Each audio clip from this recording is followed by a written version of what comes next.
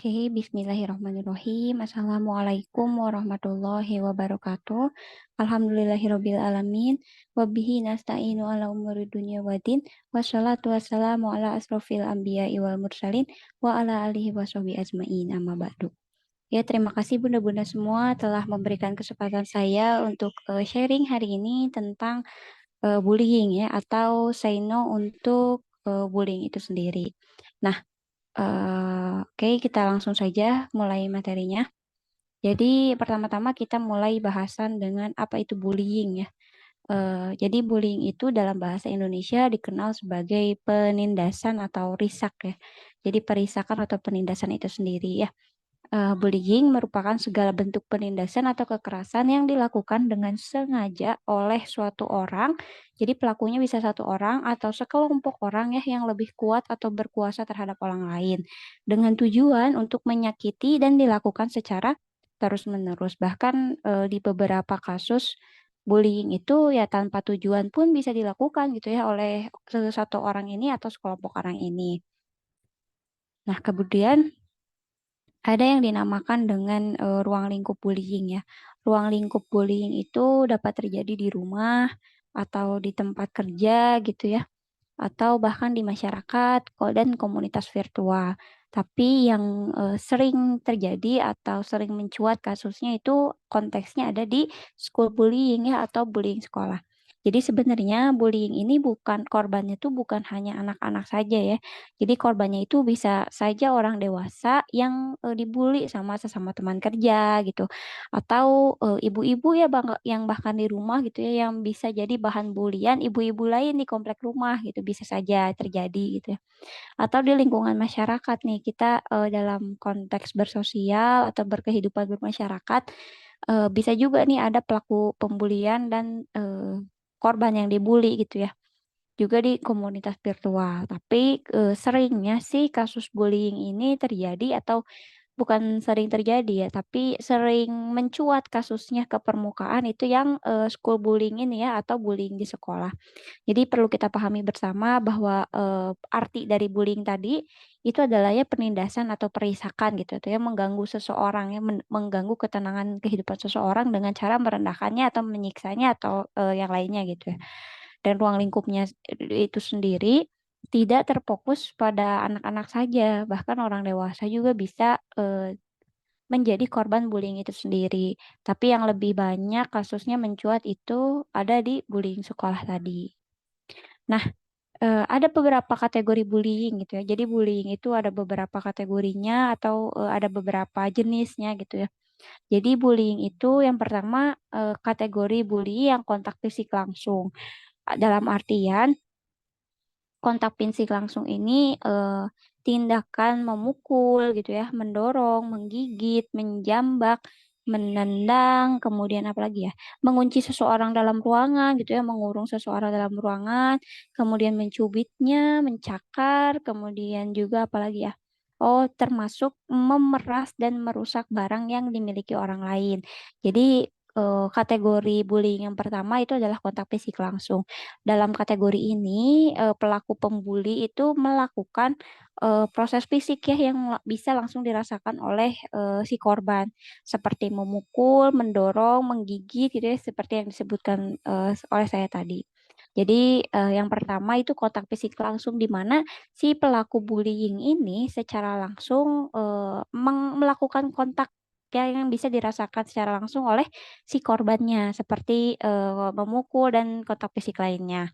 Yang kedua adalah kontak verbal langsung.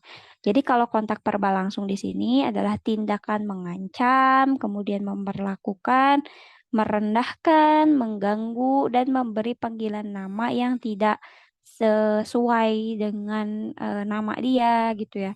Terus sarkasme, merendahkan dia gitu ya, mengejeknya, mengintimidasi, memaki, dan menyebarkan gosip. Jadi kontak verbal langsung ini adalah hal-hal yang langsung terkena atau tertuju pada si korban bully, tapi tidak kontak fisik. Jadi kalau misalkan yang pertama ini tadi kontak fisik ya, ada fisik physical touch gitu ya yang dilakukan oleh si pelaku pembuli ke korban pembulinya kayak tadi melakukan kekerasan, memukul, memeras dan sebagainya. Tapi kalau kontak verbal langsung ini memang ditujukan untuk korban tapi tidak dengan fisik kayak dengan mengejek, kemudian sarkasme. Kalau misalkan di Amerika itu sering terjadinya sarkasme ya. Jadi ada perbedaan antara kulit hitam dan kulit putih itu sangat ini ya, sangat kental sekali di sana. Bisa saja itu menjadi, hal-hal penyebab, seseorang dibully gitu ya. Jadi kontak verbal langsung itu kayak mengintimidasi, mengancam dan sebagainya. Memang langsung tertuju kepada korban, bullying dan, langsung dilakukan oleh si pelaku bullying, tapi tidak ada kontak fisik di sana, seperti itu. Itu perbedaannya ya. Terus yang ketiga adalah perilaku nonverbal langsung.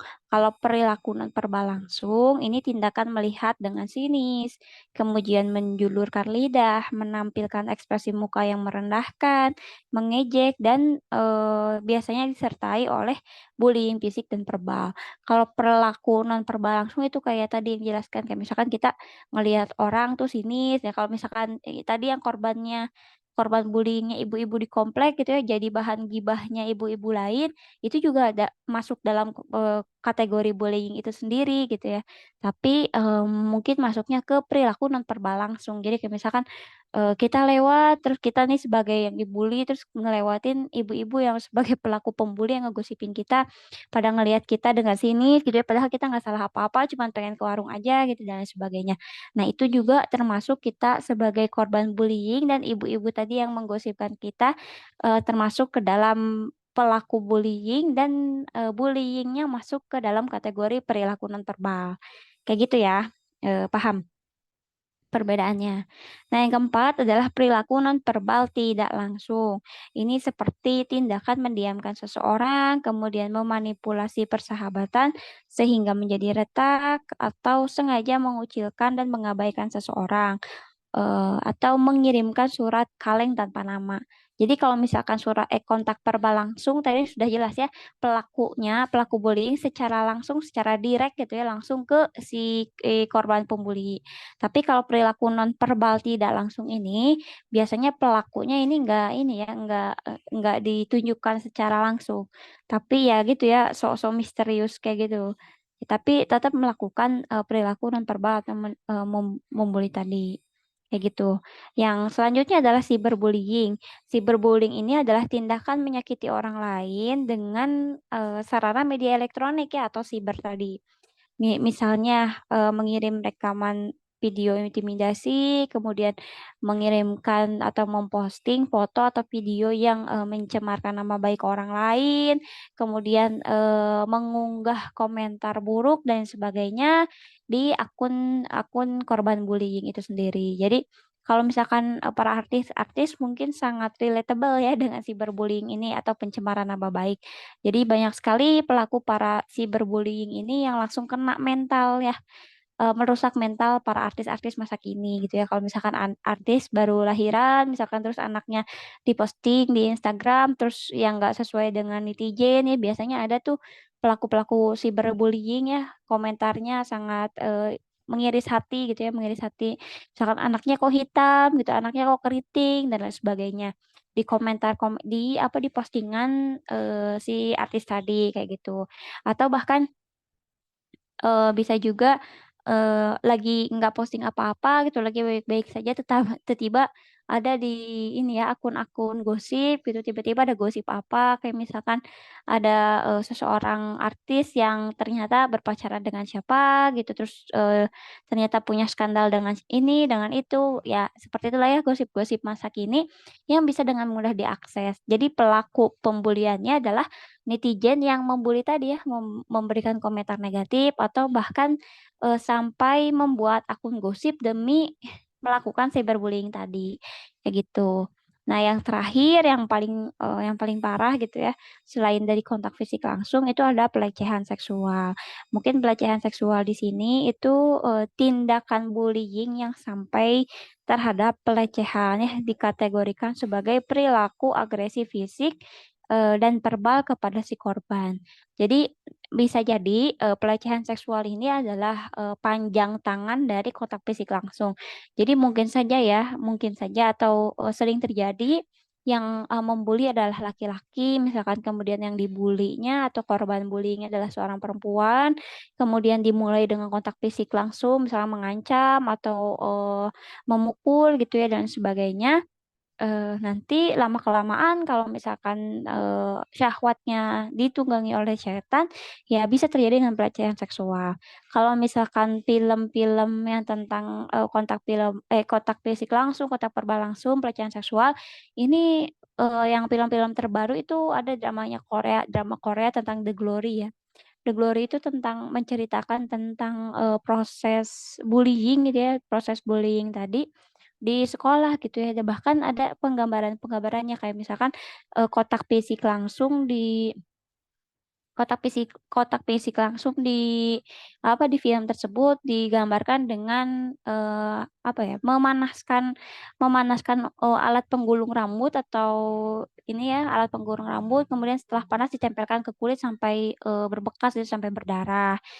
Terus apa lagi ya? Oh, ada misalkan korbannya perempuan, yang tadi ya, korbannya perempuan, kemudian pelakunya laki-laki sampai disetubuhi berkali-kali gitu. Jadi kalau misalkan laki-laki si pelaku korban bullyingnya ingin ingin menyalurkan hasratnya, ia panggillah si korban perempuan itu kemudian digauli lah di sana. Nah, itu adalah beberapa kategori dari bullying itu sendiri. Yang baru saja selesai viralnya gitu ya, masa viral yang selesai ditangkap itu di Indonesia sendiri yang sempat ramai itu ada kontak fisik ya yang langsung dipukuli ya di hadapan banyak orang gitu. Kayak gitu. Nah, ada juga komponen dalam bullying itu sendiri. Jadi komponennya itu ada tiga ya. Ada pelaku bullying, ini biasanya ada yang menyebabkan seseorang menjadi pelaku bullying itu sendiri. Kemudian tentu saja kalau misalnya ada pelaku, pasti ada korbannya. Korban di sini pastilah ada dampak seseorang jika menjadi korban bullying. Tapi di antara pelaku dan korban tidak jarang juga ada penonton bullying itu sendiri. Jadi kan kalau misalkan kita lihat di video yang sempat viral tentang kasus pembulian anak-anak itu yang dipukul-pukul tuh. Nah, itu kan ada pelakunya, kemudian ada korbannya yang dipukulin tuh satu-satu ya pelakunya memukuli korban, tapi di sana ternyata nggak hanya berdua gitu ya, ada banyak orang yang malah menjadi penonton. Ya kenapa penonton ini gitu ya yang banyak ini yang nggak melarang si pelaku untuk tidak berbuat jahat kepada korban gitu. Tapi ternyata penonton ini adalah salah satu faktor juga nih yang bisa membantu korban atau yang bisa bahkan mensupport pelaku gitu. Jadi peran penonton di sini sangat penting juga. Jadi komponen dalam bullying ada tiga ya. Ada pelaku bullying, kemudian ada korban bullying, dan ada penonton bullyingnya itu sendiri. Nah, bagaimana gitu ya bagaimana caranya gitu atau bagaimana sebabnya kenapa sih seseorang manusia gitu ya bisa melakukan tindakan bullying seperti itu. Nah, kita lihat dari sisi pelakunya ya kan karena tadi kalau misalkan kita analisis dari sisi pelaku berarti ada beberapa sebab yang mengakibatkan atau menyebabkan seseorang menjadi pelaku bullying. Nah, kalau misalnya dari sisi pelaku yang menyebabkan seseorang melakukan bullying itu, yang pertama adalah anak yang tidak memiliki kontrol diri yang rendah, gitu ya, memiliki kontrol diri yang rendah. Jadi biasanya ketika seseorang memiliki kontrol diri yang rendah atau bahkan di sini kita jelaskan bahwa seseorang yang pernah dibully di masa lalu itu bisa jadi menjadi pelaku bullying di masa depan. Kayak gitu. Jadi kayak misalkan saya ambil contoh dari drama The Glory tadi ya, saya nggak nonton semuanya, cuman saya tahu alur ceritanya gimana gitu. Jadi The Glory di peran utama The Glory itu dia tuh menceritakan kisah tentang seorang anak yang dibully di sekolahnya gitu ya. Entah itu kontak fisik atau kontak verbal yang mengancam gitu. Bahkan dia melihat temannya sendiri yang disetubuhi gitu ya, disetubuhi oleh para pelaku bullying tadi. Nah, singkat cerita, dia tumbuh dewasa dengan menyimpan dendam dalam dirinya, sehingga ketika dia dewasa, dia berubah gitu ya. Ketika dia waktu mudanya menjadi korban, tapi ketika dia dewasa, akibat dendam yang dia miliki tadi, dia berubah menjadi pelaku bullying itu sendiri. Nah, itu adalah salah satu contoh dari anak yang tidak memiliki anak yang memiliki kontrol diri yang rendah. Jadi dia tidak bisa mengontrol dirinya, dia cenderung menjalankan apa yang menurutnya benar gitu ya dan tidak bisa membedakan apakah balas dendam terhadap bullying itu diperbolehkan atau enggak. Dia nggak bisa gitu. Jadi dia menganggap bahwa kalau misalkan dia dibully ya dia juga harus membuli seseorang seperti itu. Yang selanjutnya adalah keluarga permisif terhadap perilaku kekerasan. Jadi bisa jadi yang menjadi pelaku dari bullying itu sendiri adalah anak dari orang tua yang sering bertengkar gitu dan melakukan tindakan yang agresif atau bahkan ia terlahir dari orang tua yang tidak mampu memberikan pengasuhan yang baik kepadanya gitu ya atau dia adalah korban dari kekerasan orang tuanya. Selain orang tuanya yang suka bertengkar, kemudian dia agresif, tidak bisa menahan emosi, dia juga bisa jadi bahan bual-bualan orang tuanya saat dia marah gitu. Jadi ketika orang tuanya marah, kemudian tidak ada bahan pelampiasan lain selain dirinya, maka dari itu dia menggunakan anaknya untuk dipukuli. Ya biasanya kayak gitu. Bisa juga walaupun keluarganya baik-baik saja gitu ya, walaupun keluarganya ternyata nggak bertengkar gitu, atau dia nggak jadi bahan bual-bualan orang tuanya yang dipukulin ketika dia marah dan sebagainya, tetapi ia tumbuh di lingkungan yang penuh dengan perilaku kekerasan atau kata-kata kasar. Biasanya kan ada satu lingkungan yang biasanya mungkin tetangganya itu preman kah atau mungkin tetangganya itu suami istri yang suka ribut kah gitu atau suami istri yang penuh dengan pertengkaran kah dan sebagainya. Nah, itu bisa jadi gitu ya. Jadi lingkungan juga mempengaruhi dari apa ya sikap anak gitu ya yang dapat memicu dia menjadi seorang pelaku bullying. Yang selanjutnya adalah teman sebaya yang menjadi supporter atau penonton tadi. Jadi saya katakan tadi ya ada tiga komponen dari bullying, ada pelaku, ada penonton, sama ada korban. Nah, untuk penonton di sini bisa menjadi dua peran. Yang pertama adalah membantu si korban, yang kedua adalah mensupport si pelaku. Jadi ketika penonton itu diam, berarti dia ada di posisi mensupport si pelaku karena tidak ada apa ya, tidak ada pantrangan atau tidak ada bantahan dari penonton itu untuk menghentikan perilaku si pelaku itu gitu ya, atau menghentikan kejadian bullying yang ia tonton. Sebaliknya kalau misalkan si penonton ini ada di pihak yang membantu korban, ya jelas kalau misalkan dia nonton ya dia nggak hanya diam gitu ya, dia bahkan menolong korban, memisahkan dan apa ya, menghentikan perilaku buruk yang yang dilakukan oleh si pelaku itu. Kemudian yang selanjutnya adalah lingkungan sekolah yang abai. Pasti ya karena di pembukaan tadi saya bilang banyak kasus yang mencuat itu adalah school bullying atau bullying sekolah itu. Jadi harus atau mau nggak mau lingkungan sekolah yang dipilih menjadi lingkungan anak-anak kita haruslah lingkungan sekolah yang proper terhadap kasus bullying itu gitu ya. Jangan sampai memilih lingkungan sekolah yang abai. Kasus-kasus yang pernah ada di beberapa yang kejadian di beberapa teman saya gitu ya.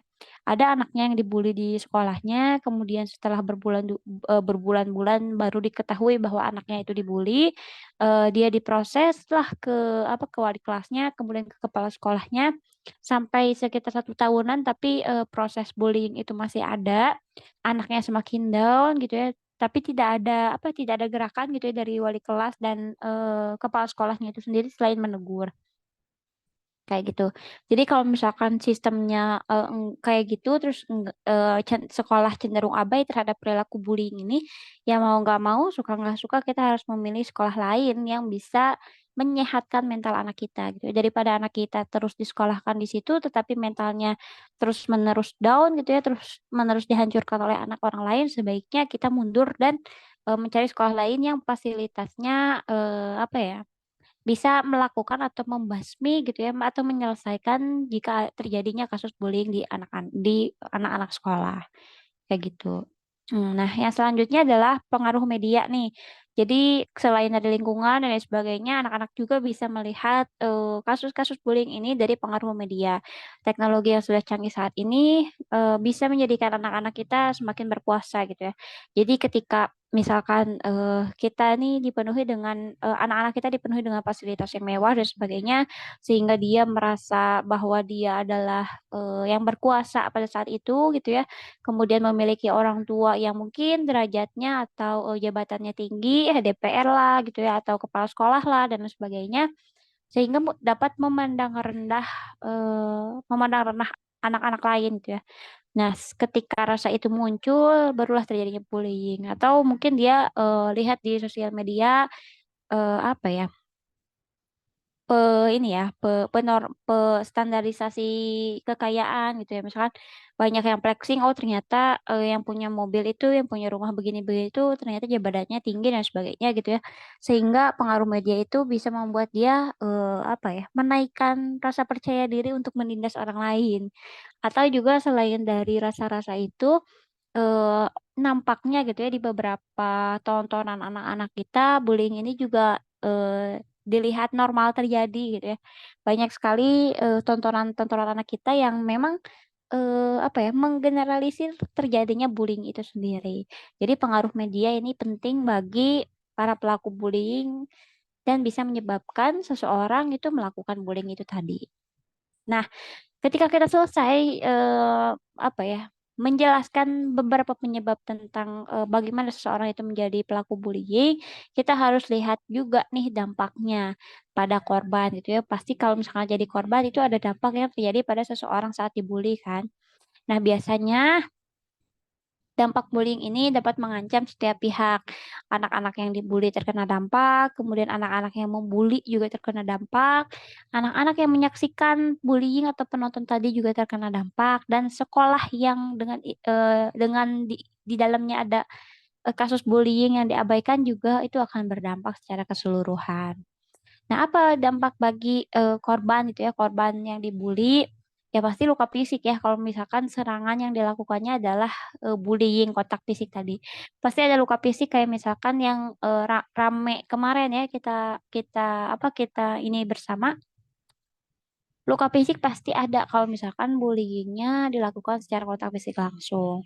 Mental issues pasti ada gitu ya, kayak misalkan depresi dan marah atau tidak pandai mengelola emosinya dan tidak merasa berharga akan dirinya sendiri atau insecure tadi. Kemudian selanjutnya adalah rendahnya tingkat kehadiran dan rendahnya prestasi akademik, kehadiran di sekolah gitu ya.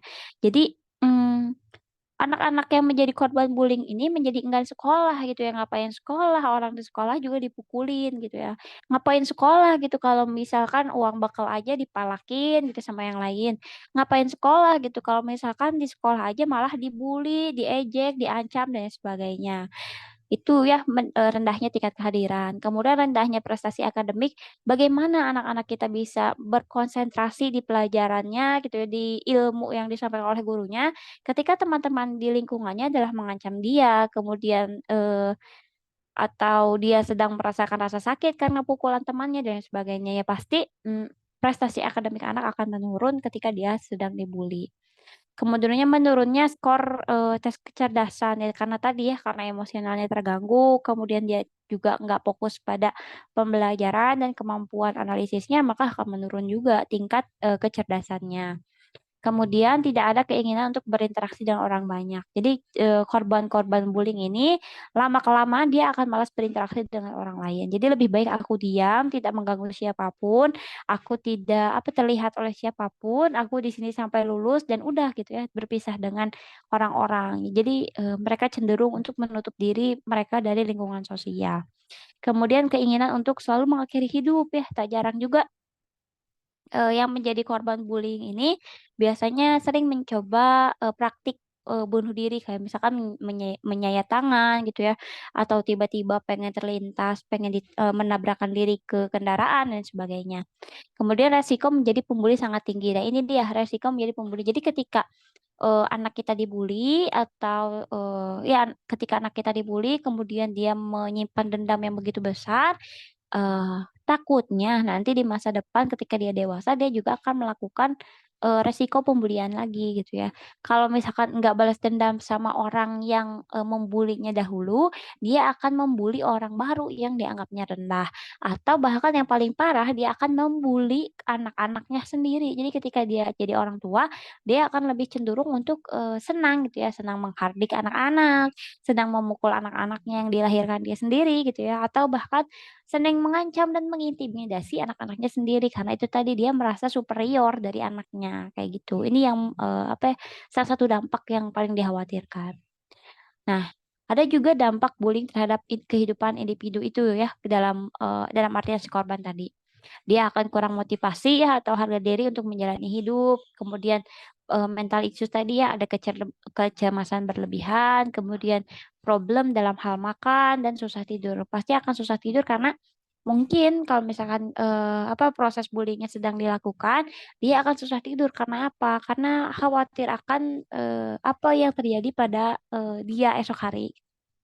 Nah, yang selanjutnya adalah sakit yang serius dan luka parah sampai cacat permanen. Jadi kalau misalkan pembuliannya udah di tahap kontak fisik yang parah banget, itu kan bisa sampai patah tulang gitu ya, radang karena infeksi gitu ya, atau mata lebam, sakit kepala dan sakit-sakit lainnya itu kalau misalkan pembuliannya adalah kontak fisik. Kemudian ada juga problem-problem kesehatan seksual. Ini kalau misalkan bullyingnya tentang pelecehan seksual tadi, mengalami kerusakan organ reproduksi ya karena digauli secara paksa atau kehamilannya tidak diinginkan ya karena ya tadi apa dia menjadi pemuas hasrat dari si pembuli. Kemudian bisa juga ketularan penyakit menular seksual. Ya, kita nggak tahu si pembuli itu apakah menjaga kesehatan organ reproduksinya atau enggak. Kalau misalkan ternyata si pembuli itu bawa penyakit infeksi ya dalam organ kelaminnya ya pasti akan menular pada korban. Dan mengembangkan perilaku agresif, suka menyerang gitu, jadi pemarah dan sebagainya itu bisa terjadi pada korban. Dia akan selalu mimpi buruk dan bahkan yang paling parahnya adalah kematian. Nah, kematian pada korban seperti itu. Itu dalam kehidupan individunya. Bagaimana dengan dampak di kehidupan sosialnya?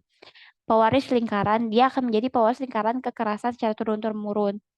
Ya itu tadi ya kalau misalkan dia nggak jadi pelaku bullying untuk balas dendam ke yang pernah membulinya, dia akan membuli anak-anaknya gitu ya. Lingkaran setan kekerasan terus terjadi ya dalam keluarganya.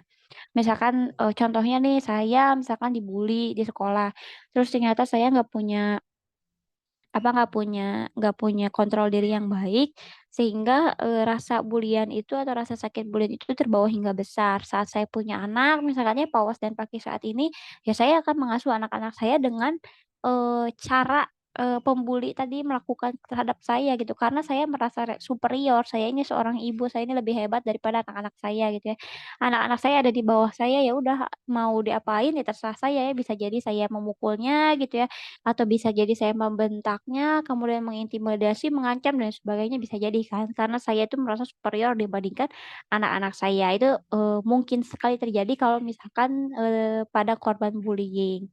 Yang selanjutnya adalah tetap bertahan kepercayaan yang keliru bahwa orang tua mempunyai hak untuk melakukannya, ini yang tadi. Terus kualitas hidup semua anggota masyarakat merosot, sebab anak yang dianiaya tak mengambil peran. Jadi ya anak dia yang niaya lebih cenderung menutup diri tadi ya, sehingga lingkup kehidupan sosialnya juga berkurang. Kalau misalkan dalam kehidupan akademik ya pasti kecerdasan, kemudian intelektualitas, kemudian fokus ya dan lain sebagainya pasti akan terjadi pada anak-anak korban bullying. Jadi sebenarnya yang bullying ini ya yang paling negatif atau dampak yang paling banyak dihadapi adalah dampak yang dihadapi oleh para korban ini gitu. Kemudian, Teh apakah ada ya tadi kan ada dampak bagi pelaku pembulian, apa itu? Nah, dampak bagi pelaku pembulian ini, jadi pelaku ini memiliki rasa percaya diri yang tinggi, dengan harga diri yang tinggi pula. Jadi dampaknya itu dia akan semakin ya bisa jadi karena misalkan nggak ada yang larang dia, karena nggak ada sistem yang mengatur ya bagaimana si pembuli itu apa pelaku pembuli itu ditegaskan gitu ya hukumannya, ya dia akan terus-menerus melakukan pembulian itu sendiri. Nah, dampak bagi siswa lain yang menyaksikan gitu ya, atau yang jadi penonton tadi, itu, eee, apa ya, bisa jadi kalau misalkan penontonnya itu diam saja, si pelakunya akan terus membuli, kemudian, perilaku pembulian ini akan dianggap sebagai, sesuatu hal yang normal terjadi. Jadi kan sebenarnya perilaku bullying itu adalah sesuatu yang salah, tapi ketika banyaknya penonton bullying dan membiarkan, kasus bullying ini terjadi di depan mata mereka gitu ya, ketika mereka apa, ketika mereka sekolah, kemudian di sekolah ada kasus bulian yang terjadi di depan mata mereka dan mereka diam, ya itu akan menjadi hal normal yang terjadi di, lingkungan persekolahan gitu ya, atau di lingkungan kehidupan kita. Ketika, si penonton ini hanya melihat tanpa, ada gerakan melarang atau membela korban, seperti itu. Kayak gitu sih dampaknya. Nah, kemudian apa sih Teh yang harus dilakukan gitu ya? Sebenarnya yang harus dilakukan itu ada 2 hal, ada pencegahan sama penanganan gitu ya. Kalau pencegahan di sini ya, bisa dilakukan dengan pencegahan melalui anaknya. Ya, misalkan anaknya mampu mendeteksi secara dini kemungkinan terjadinya bullying. Nah, kalau misalkan anak mampu mendeteksi secara dini kemungkinan bullying, kalau dia jadi korban dia akan ngelawan, kalau misalkan dia jadi penonton, dia juga akan melarang, kayak gitu. Dan tidak mungkin dia akan menjadi seorang pelaku kalau dia tahu kalau bullying itu salah. Yang kedua, anak mampu melawan ketika terjadi bullying pada dirinya. Itu tadi kalau misalnya dia jadi korban. Kemudian anak mampu memberikan bantuan ketika melihat bullying terjadi. Nah, untuk pencegahan melalui keluarga, jadi kalau misalkan untuk pencegahan melalui anak, ya ini anak dipahamkan tentang perilaku bullying tadi. Bagaimana cara memahamkan anak, untuk apa, untuk memahami perilaku bullying, ya, contohkan saja mana yang baik dan benar gitu. Kayak misalkan kalau bilang atau berperilaku seperti ini kepada teman-teman boleh atau tidak dan sebagainya, itu bisa dicontohkan, kepada teman-teman. Kemudian pencegahan melalui keluarga. Jadi, seharusnya di dalam keluarga itu cobalah, menanamkan nilai-nilai keagamaan gitu ya, mengajarkan cinta dan kasih sayang kepada sesama. Kemudian yang kedua, cobalah kita memilihkan lingkungan yang terbaik untuk anak-anak kita sekolah gitu ya. Untuk anak-anak kita main, untuk anak-anak kita sekolah, pilihkan lingkungan yang terbaik. Sehingga kita bisa mencegah terjadinya perilaku bullying tadi. Kemudian yang selanjutnya adalah membangun rasa percaya diri anak gitu ya. Memupuk keberanian dan ketegasan ya walaupun misalkan anak kita memiliki kekurangan apa gitu ya dalam aspek apa yang mungkin, anak kita cenderung untuk untuk menjadi, korban bullying ya kita harus membangun rasa percaya diri pada anak-anak kita.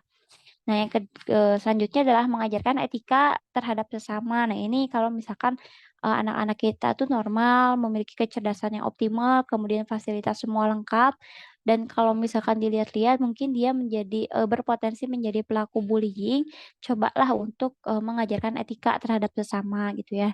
Jangan sampai, semua fasilitas, semua hal yang dia dapat dan sebagainya itu menjadikan dia berhak untuk mencaci maki dan merendahkan orang lain lewat aktivitas bullying.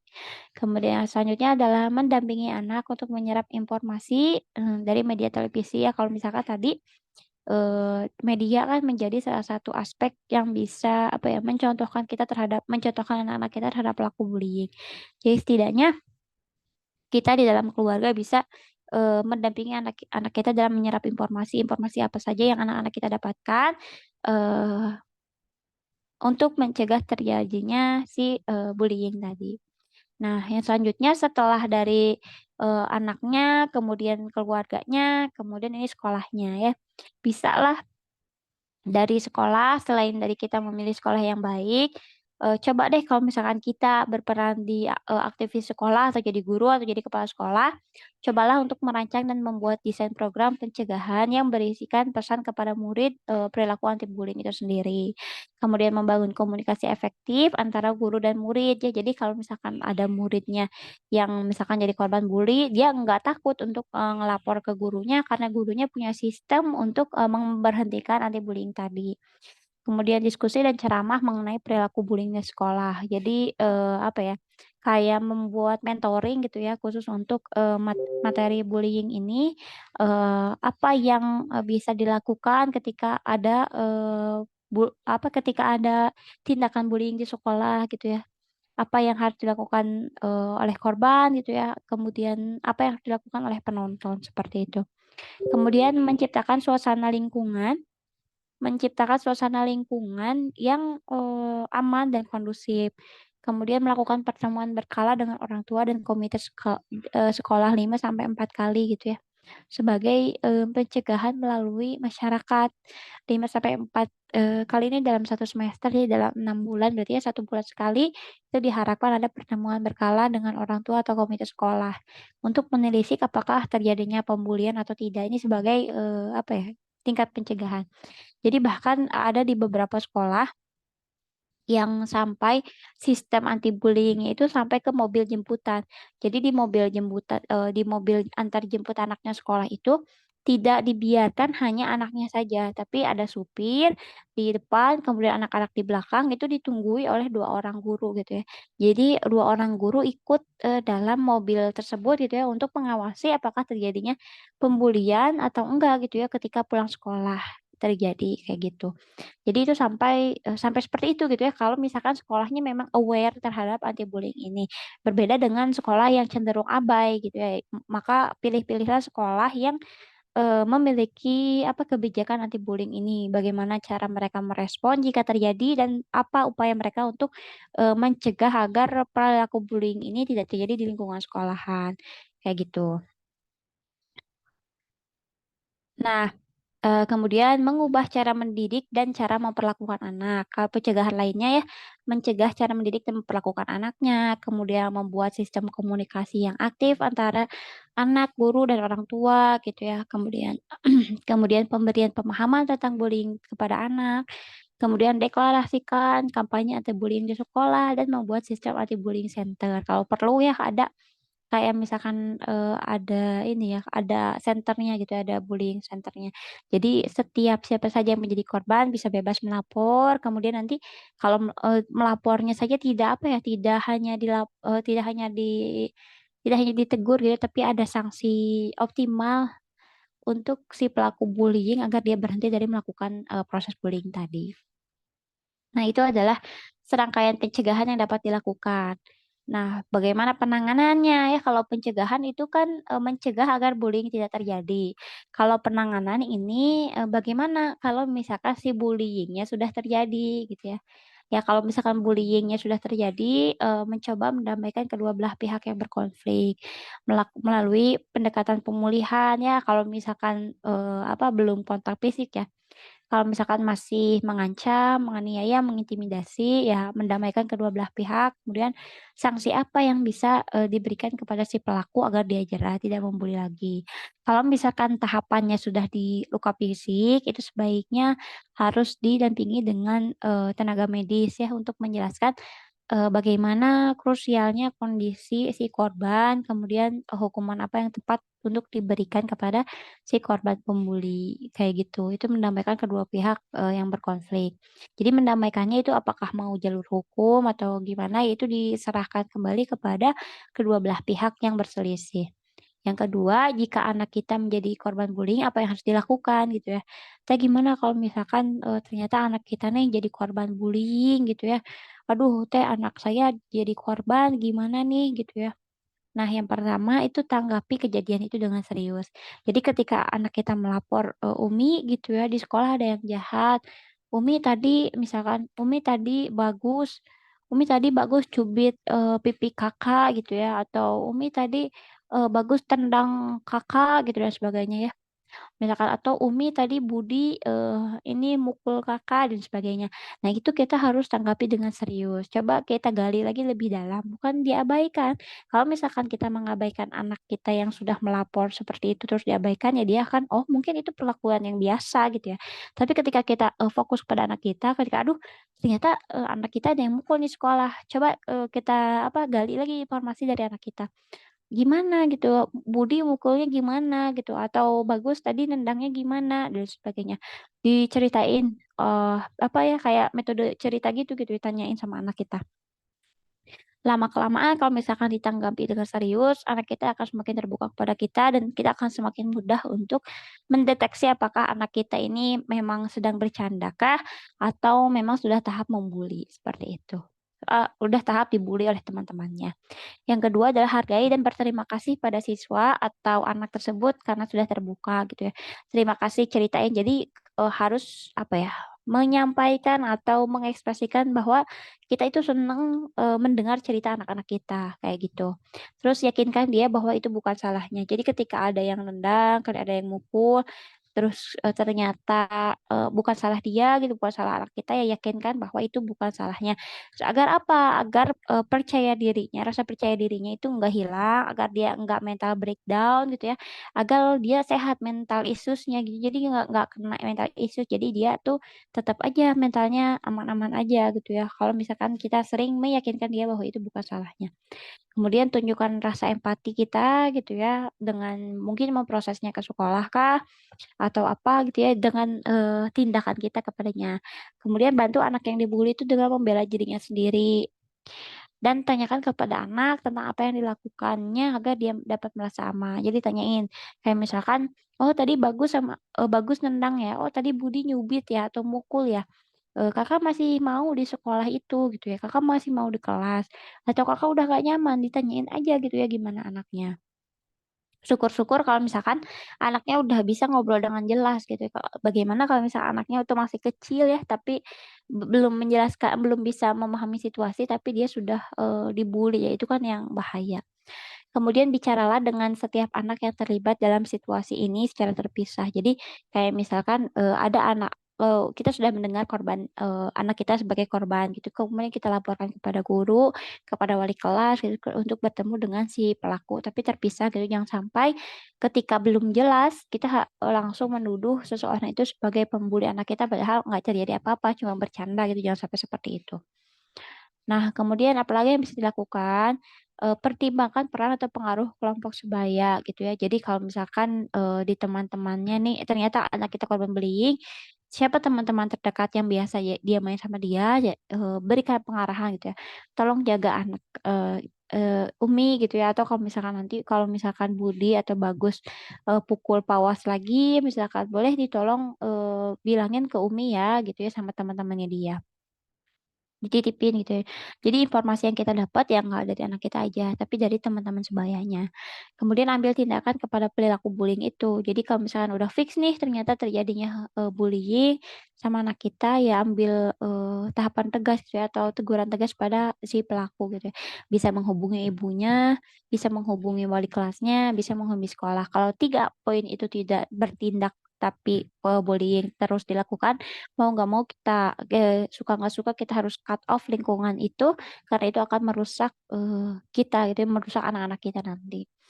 Nah, kalau misalkan, susah ya dari ibunya nggak jalan, dari gurunya nggak jalan, dari sekolahnya nggak jalan, minta bantuan ke psikolog atau, telepon pelayanan sosial anak di nomor ini. Ini nomor nasional. Jadi sekolah bisa dilaporkan kalau misalkan, si bullying itu tidak terselesaikan dengan baik, kayak gitu. Nah, apa yang harus dilakukan teh kalau misalkan anak kita jadi pelaku? Jadi kan kalau misalkan tadi korban ya, jadi korban kan bisa dengan mudah menuntut gitu ya karena anak kita yang jadi korban. Bagaimana kalau misalkan anak kita jadi pelaku ya? Nah, kalau misalkan anak kita jadi pelaku, kita jangan denial. Kayak misalkan teh anak saya di rumah kok baik-baik aja, nggak mungkin anak saya tuh jadi pelaku bullying di sekolah gitu ya. Nggak mungkin tuh anak saya, apa ya, menindas orang gitu ya, nggak mungkin anak saya pukul-pukul orang di sekolah dan sebagainya. Mungkin anaknya ibu aja yang terlalu lebay gitu ya dan sebagainya, mungkin bercanda dan sebagainya gitu ya. Biasanya kalau misalkan, jadi orang tua korban bullying ini, cenderung proaktif ya, proaktif karena ingin melindungi anaknya dari kejahatan. Tapi kalau misalkan, apa ya, kita menjadi orang tua si pelaku, kita akan cenderung denial karena apa, nggak mungkin anak saya gitu, nggak mungkin," dan sebagainya gitu kan. Nah, yang pertama dilakukan adalah, coba terima dulu deh anaknya jadi pelaku bullying kalau memang bukti-buktinya sudah ada.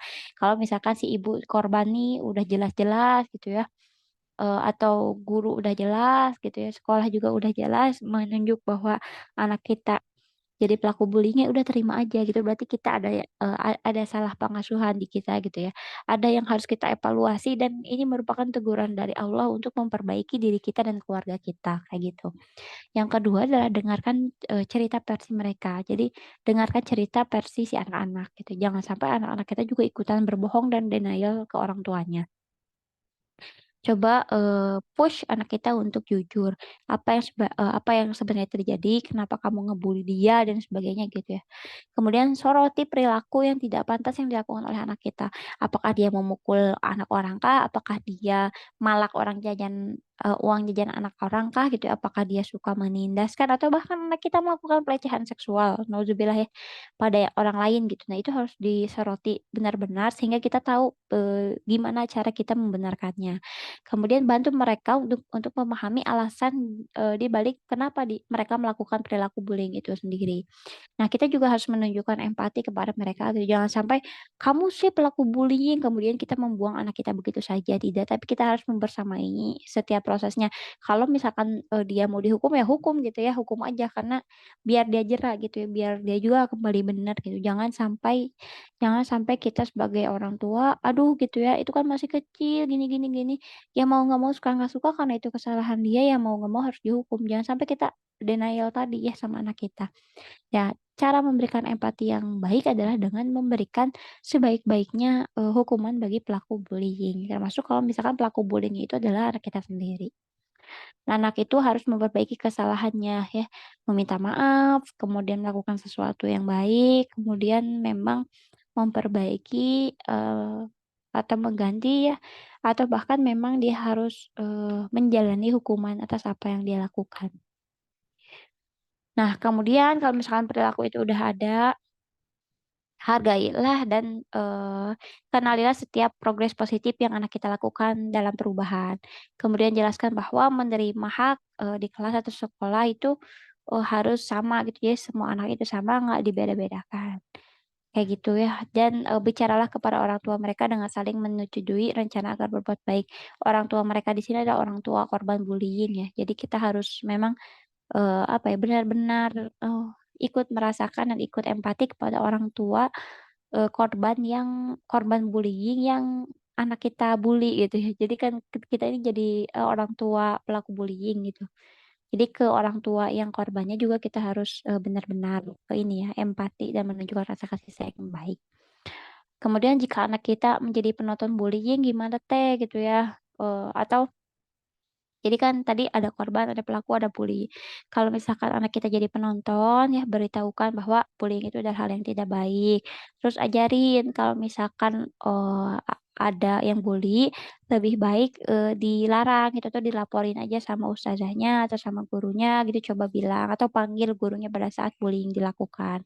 Kemudian ajarkan mereka untuk berempati gitu ya, jangan membiasakan perilaku bullying ada gitu di sekolah. Kemudian juga ajarkan untuk menemani anak-anak yang dibully gitu ya. Lebih baik, menghindar, ajak anak-anak yang dibully itu keluar dari zona pembulian tadi, seperti itu. Nah, pertanyaan yang sering ditanyakan adalah apakah di zaman Nabi ada bullying Teh gitu ya. Sebenarnya di zaman Nabi juga ada bullying, tapi bullying-nya nggak ada di school bullying tadi ya. Kan kita bahas tadi tuh dari tadi rata-rata di school bullying ya. Tapi di zaman Nabi itu memang ada bullying sosial gitu. Bahkan Nabi itu jadi korban bullying kaum-kaum Quraisy loh. Kaum Quraisy ya gimana nggak ngebullying ya dia, mereka tuh, verbalnya iya, fisiknya iya, kemudian semuanya kecuali, pelecehan seksual mungkin ya, kecuali pelecehan seksual karena Rasulullah kan, laki-laki gitu ya. Nah, semua kategori bullying itu pernah ditujukan oleh, suku Quraisy kepada Rasulullah gitu ya. Gimana enggak kontak fisiknya Rasulullah pernah ini ya, disiram air air kotoran gitu ya, kotoran manusia ketika sholat. Kemudian fisiknya Rasulullah dikejar-kejar mau dibunuh sama suku Quraisy gitu ya. Fisiknya sampai ada terjadi boikot selama 3 tahun lamanya gitu ya, itu sampai, semua umat muslim itu kelaparan dan sebagainya. Itu juga, perilaku bullying kaum-kaum Quraisy kepada Rasulullah. Kemudian ya banyak lagi gitu ya, diancam, dimaki mah udah ini banget gitu ya Rasulullah mah. Tapi apa yang Rasulullah lakukan, Nah ini yang, apa ya, menjadi perdebatan gitu ya. Rasulullah itu tidak melakukan apapun, Rasulullah itu justru hanya berdoa kepada Allah. Sebagaimana, saat Rasulullah dakwah di kota Thaif, Rasulullah kan dakwah di kota Thaif, kemudian ketika dakwah Rasulullah malah dilempari batu sampai, darahnya mengucur gitu ya. Dilempari batu, dikejar-kejar sama anak-anak Thaif tuh. Sampai Rasulullah tuh ngumpet di kebun anggur kan pada saat itu gitu ya. Nah, pada saat dibully seperti itu ya Rasulullah itu nggak bales mukul gitu ya, nggak bales ngasih, air seni atau kotoran manusia ke orang-orang Quraisy gitu ya. Rasulullah diam, cenderung berdoa dan membiarkannya apa ya, membiarkan Allah yang mengurusi semua urusannya, seperti itu. Nah, sehingga dari respon Rasulullah ini banyak orang-orang yang berpikir, ya udah kalau dibully itu mending diem aja, kemudian dimaafkan. Ya tutupi aja aib temanmu itu gitu ya, tutupi aja aib-aib teman yang ngebully, jangan dilaporin ke siapa-siapa, udah diem aja. Itu, karena, dipikirnya, ya Rasulullah juga ya Rasulullah juga diam ketika dibully gitu ya, kenapa kita harus repot sih gitu ya bikin sistem anti-bully dan sebagainya, tuh Rasulullah juga diam, pas dibully. Nah, yang membedakan di sini adalah biasanya perilaku bullying di kita sekarang di zaman modern ini terjadi pada anak usia 0 sampai 14 tahun bahkan ya, atau di usia-usia sekolah ya.